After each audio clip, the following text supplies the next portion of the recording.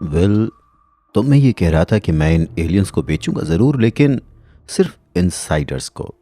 अगर इनसाइडर्स के अलावा किसी और को इन्हें ख़रीदना है तो उन्हें इन एलियंस के मीट की दोगुनी कीमत देनी होगी। इसके अलावा मैं कीमत के तौर पर सिर्फ और सिर्फ सेंट हॉल के ए क्लास के ऊपर के लाइसेंसेस और जीन सोल्यूशंस ही एक्सेप्ट करूंगा। सबको मंजूर है? वीर बहुत ही सीरियस आवाज में सबसे कहता है और फिर ध्यान से सबको देखते हुए सबका रिएक्शन जज करने की कोशिश करने लगता है।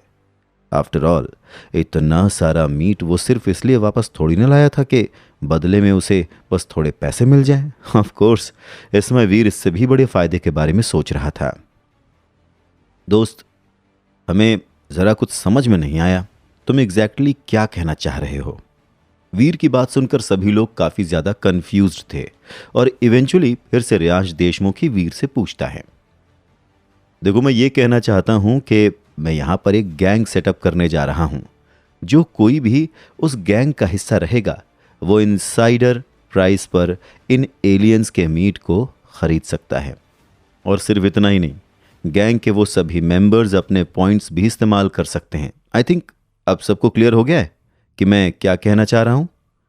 रेयांश की बात सुनकर वीर बहुत ही कैजुअली जवाब देता है और वीर के इतना कहते ही वहां मौजूद सभी लोगों के बीच में खुसफुसाहट शुरू हो जाती है। गैंग बनाने का प्रपोजल रखने में वीर का अपना एक मकसद था। दरअसल वीर ये अच्छे से जानता था कि आज नहीं तो कल पर फ्यूचर में वो ज़रूर ही स्पिरिट शेल्टर को हासिल कर ही लेगा, और उस समय स्पिरिट शेल्टर पर राज करने के लिए अकेला वीर ही काफ़ी नहीं होगा, क्योंकि ऑफ कोर्स वो वहाँ पर हर समय तो रह नहीं सकता है। और इसीलिए वीर को इस जगह के हर मास्टर फाइटर को रिक्रूट करना ज़्यादा सही लग रहा था, जो आगे चलकर उसे फॉलो करेंगे और उसके लिए स्पिरिट शेल्टर को गार्ड भी करेंगे। इस तरह से फिर फ्यूचर में चाहे कितने ही लोग इस जगह पर टेलीपोर्ट होकर क्यों ना आ जाएं, लेकिन उन्हें वीर के ही ऑर्डर्स फॉलो करने होंगे। और इसीलिए वीर ने सबके सामने ये प्रपोजल रखा था। और अगर हम तुम्हारी गैंग ज्वाइन नहीं करते हैं तब एक बर्फ के कवच वाले एलियंस के लिए हमें क्या कीमत चुकानी होगी? वीर की बात सुनकर 40 से 50 साल का एक अधेड़ उम्र का आदमी उससे पूछता है।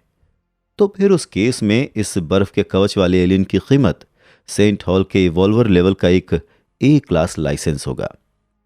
40 से 50 साल के उस अधेड़ उम्र के आदमी का सवाल सुनकर वीर बहुत ही सीरियसली उसे जवाब देता है और वीर की आवाज में उसका डिटर्मिनेशन साफ समझ में आ रहा था। क्या? सेंट हॉल के इवॉल्वर लेवल का एक ए क्लास लाइसेंस, और वो भी एक बर्फ के कवच वाले एलियन के लिए? दिमाग तो नहीं खराब हो गया तुम्हारा? अगर लूटने का इतना ही शौक है तो किसी और को जाकर लूटो, हम में से कोई भी तुम्हारी बातों में नहीं आएगा। वीर की बात सुनकर अधेड़ उम्र का वो आदमी तुरंत ही चिल्लाते हुए उससे कहता है, और उसके साथ साथ बहुत से लोग भी वीर को बेशरम होने के लिए अक्यूज करते हैं। इनफैक्ट कुछ तो गोल्डन शेर की पीठ से एक एलियन की बॉडी भी छीनने की कोशिश करने लगते हैं। देखा जाए तो ये बस एक ह्यूमन नेचर ही है। बहुत से लोग आपके साथ साथ स्ट्रगल तो करेंगे, लेकिन वो कभी भी ये नहीं चाहेंगे कि आपके फ़ायदे में वो हिस्सेदारी करें। फिर आपको मालामाल बनते हुए देखना तो बहुत दूर की बात है, बल्कि उनका बस चले तो वो आप ही की पूरी जायदाद छीन कर आपको फ़कीर बना दें। और फिर आउच! अचानक से ही वीर की तरफ से एक मूवमेंट होता है और वीर का कर्स भेड़िए का खंजर अचानक से ही एक इंसान का हाथ काट देता है, जिसने एलियन की डेड बॉडी छीनने के लिए वीर के जूनियर गोल्डन शेर को छुआ था। उस आदमी की जोरदार चीख सुनकर कुछ पलों के लिए सभी की बोलती बंद हो जाती है। वो सभी मूव करना बंद कर देते हैं और अपनी अपनी जगह पर किसी स्टैचू की तरह खड़े होकर पहले वीर को और फिर टूटा हाथ लिए जमीन पर रोल करते हुए आदमी को देखने लगते हैं। बिना मेरी परमिशन के अगर किसी ने भी मेरी प्रॉपर्टीज को छूने की कोशिश भी की तो उसका अंजाम अच्छा नहीं होगा। अगर तुम में से किसी ने भी इसे हाथ भी लगाया तो वो इंसान अपने हाथ खो बैठेगा। अगर तुम में से किसी के पैर भी अपनी जगह से हिले तो वो इंसान अपने पैर खो बैठेगा। और अगर तुम में से किसी का भी सर मेरी प्रॉपर्टी के करीब आया तो वो इंसान अपना सर खो बैठेगा। अपने कर्स्ड भेड़िए के खंजर से बहते हुए खून के साथ वीर अपनी आवाज में बेरहमी के साथ कहता है, डैम इट! इस इंसान की इतनी हिम्मत कि हमारे सामने हमें धमकी दे और वायलेंस का इस्तेमाल करे। चलो दोस्तों, चलकर इस कमीने को मार डालें। तुमने हमारे दोस्त को घायल किया है। तुम इंसान भी हो या नहीं? हाँ, जान से मार डालो इस जानवर को।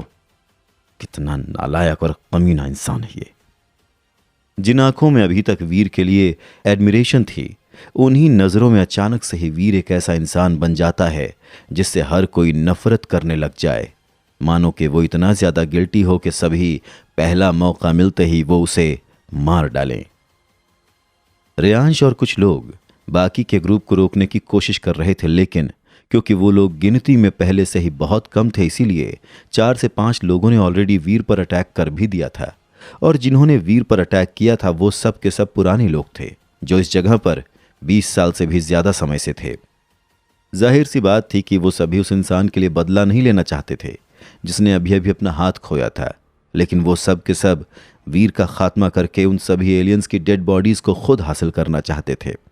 उन सब की नजरों में वीर बस किसी बिगड़े हुए लड़के से कम नहीं था जिसकी बस किस्मत बहुत अच्छी साबित हो गई थी, क्योंकि वीर अभी अभी मुराग ग्रह में एंटर हुआ है और इसलिए वहां पर मौजूद पुराने लोगों को यह विश्वास था कि वीर किसी भी कीमत पर उनका मुकाबला नहीं कर पाएगा। और यही वजह थी कि उन लोगों को लगता था कि वीर को मारना उन सभी के बाएं हाथ का खेल है। और बस अगले ही पल वो सभी लोग अपनी अपनी डेविल सोल्स बुलाकर अपने हर एक मूव के साथ वीर की जान लेने के लिए तैयार उसे मारने की कोशिश करने लगे थे। आफ्टर ऑल एलियंस की वो सभी डेड बॉडीज थी ही इतनी ज्यादा अट्रैक्टिव, खास करके उन लोगों के लिए जिन्होंने दसियों सालों से इतना ज्यादा म्यूटेंट मीट देखा ही नहीं था। और उस पर से वहां पर एक सेक्रेड ब्लड चिड़िया का लेग पीस भी मौजूद था। जाहिर है कि लालच उन सभी के दिमाग में इस तरह से चढ़ गया था कि उन सभी को कुछ भी और सूझ ही नहीं रहा था। पर खैर, अपनी तरफ आते इतने सारे लोगों को अटैक करता हुआ देखकर भी वीर न तो घबराया था और ना ही उसे किसी बात का डर लग रहा था। इनफैक्ट उसके चेहरे के तो एक्सप्रेशंस भी बिल्कुल चेंज नहीं हुए थे। अपने चेहरे पर बेरहम स्माइल के साथ वो बस उन सभी लोगों को अपनी तरफ आते हुए देख रहा था। एक्चुअली वीर ने इस पॉसिबिलिटी के बारे में उसी समय सोच लिया था जब वो अपने साथ इस मीट को लेकर आया था। और यही वजह थी कि उन लोगों का एटीट्यूड देखकर वीर बिल्कुल भी सरप्राइज नहीं हुआ था। इनफैक्ट वीर को तो उन लोगों की हरकतों के ऊपर गुस्सा करना भी जरूरी नहीं लग रहा था। हालांकि अपने सामने का ये नज़ारा देखकर माही को गुस्सा जरूर आ गया था और इसीलिए उसके चेहरे के एक्सप्रेशंस भी सीरियस हो गए थे। पास्ट में उसने भले ही वीर के साथ जो भी किया हो, लेकिन कभी भी उसने वीर को नुकसान पहुंचाने की कोशिश नहीं की थी। और यहां पर ये लोग बस एलियंस की कुछ डेड बॉडीज के लिए वीर को जान से मारने पर उतर आए थे। जाहिर था कि इस समय माही को सबसे ज्यादा नफरत इन्हीं लोगों से थी और यही वजह थी कि अगले ही पल वीर की मदद करने के लिए तैयार माही भी अपना बो और एरो बुला लेती है। आफ्टर ऑल इस लड़ाई में वो किसी भी कीमत पर वीर को अकेला नहीं छोड़ सकती थी, क्योंकि ज्यादातर लोग कोई ना कोई फायदा हासिल करने की क्षमता रखते हैं। इसलिए उस प्रोसेस में वो खुद ही अपने आप को सही मानकर उस चीज को छीनने में लग जाते हैं जो किसी दूसरे इंसान को बिलोंग करती है। माही की नज़रों में ऐसे लोग किसी लुटेरे से कम नहीं होते। इनफैक्ट ऐसे लोग तो लुटेरों से भी कहीं ज्यादा गए गुजरे होते हैं।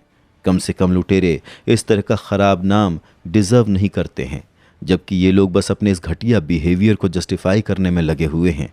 और ऐसे लोगों पर माही बिल्कुल भी तरस नहीं खा सकती थी और यही वजह थी कि ऐसे लोगों को माही वही चीज़ देने के लिए पूरी तरह से तैयार थी जो चीज़ वो लोग डिजर्व करते थे, यानी कि मौत।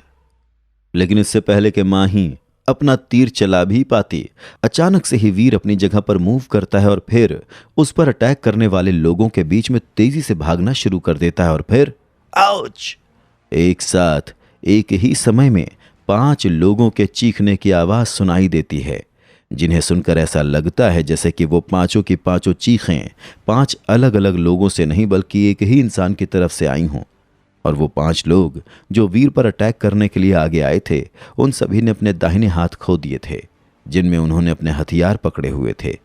अचानक से पिचकारी से निकले रंगीन पानी की तरह उनके शरीर से खून निकलना शुरू हो जाता है और वो 5 लोग अपने बाएं हाथ से अपने टूटे हुए हाथ को पकड़े रोते और चिल्लाते रहते हैं। वीर, जो इस समय अपने चेहरे पर बिना किसी एक्सप्रेशंस के खड़ा हुआ था, उसे और चिल्लाते हुए 5 लोगों को देखकर सभी इतने ज्यादा शॉक्ड थे कि सभी की बोलती बंद हो गई थी। वो सभी 5 लोग मोरा ग्रह पर 10 साल से ज़्यादा से थे और इसीलिए वो सभी काफ़ी ज़्यादा एक्सपीरियंस थे। भले इस जगह पर मीट हासिल करना बहुत ही मुश्किल बात है, लेकिन इतने सालों के बाद भी उन सभी की फिटनेस लेवल 40 के ऊपर तो होगी ही। लेकिन वीर के एक ही मूव से सभी ने अपने दाहिने हाथों को खो दिया था, जिसे देखकर सभी शॉक्ड हो गए थे। और कोई है जो मेरी जान लेना चाहता है? अपनी बेरहम नज़रों से सबके चेहरों को स्कैन करता हुआ वीर सबसे कहता है। और वीर के इतना कहते ही जो लोग वीर को जान से मारकर उसके साथ लाए गए कुछ मीट को छीनना चाहते थे, उन सभी के रोंगटे खड़े हो गए और न चाहते हुए भी सभी कुछ कदम पीछे की तरफ ले लेते हैं। माही भी वीर को अपने चेहरे पर कॉम्प्लिकेटेड एक्सप्रेशन से देखती है, क्योंकि उसने खुद भी एक्सपेक्ट नहीं किया था कि वीर इतना ज्यादा अग्रेसिव भी हो सकता है। और फिर तभी आकेश अंकल आ गए। आकेश अंकल, आपको हमारी मदद करनी ही होगी। इस कमीने ने अपने ही लोगों को चोट पहुंचाई है। आकेश अंकल, आप तो जानते ही हैं कि हम लोगों ने हमेशा ही एक दूसरे की मदद की है।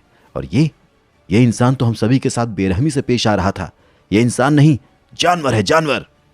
सभी को 70 से 80 साल का एक अधेड़ उम्र का आदमी आइस गुफा में नजर आता है और वो सभी उसके पास जाकर अपना दुखड़ा गाने लगते हैं। वो आदमी एक ऐसा इवॉल्वर था जिसकी जिंदगी 300 साल की थी, तो उसके लिए 80 साल की उम्र वाकई में एक अधेड़ उम्र ही थी।